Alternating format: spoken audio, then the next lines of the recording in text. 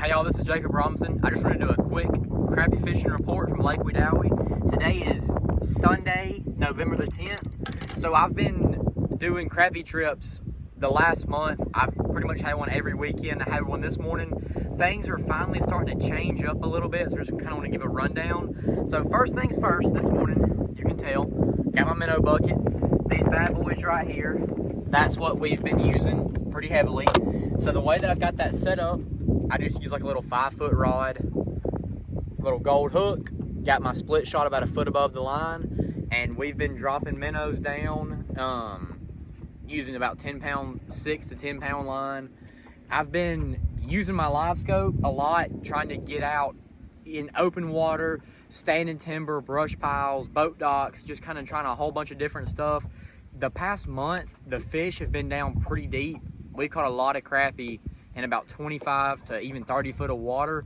Today, things had changed up. Those fish that had been in 25 foot were sitting up a lot higher, maybe in 10 to 15 feet, but they were kind of harder to catch. So we started off this morning. I had a 4-hour guide trip. We wound up probably keeping, they probably kept about 25 fish. We didn't catch a bunch of numbers, but everything we caught was well over a keeper. We only had 4 or 5 that were just over 9. Most all of them were, 10 inches and over. Like I said, just using that little gold hook and a split shot with a minnow. This has been the bread and butter for about a month now.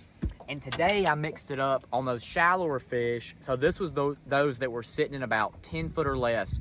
We fished some shallow brush piles, a couple shallow boat docks, because I could see some fish that were sitting up pretty shallow that hadn't been there. At least I haven't fished for them this fall yet. So that's when I broke out the good old crappie jig. So I had 2 split shots because the wind's blowing pretty good today. Just using a little, I think that's like I don't even know, an 1/8 or maybe 3/32, really small jig head with that little Bobby Garland crappie magic, or I'm sorry, that little Bobby Garland baby minnow. Same exact setup, 8 or 10 pound line on the spinning rod, throwing that thing out there. And this one, I didn't fish it vertically. We were actually using this, throw it out there and reel it back. We would watch it on the live scope.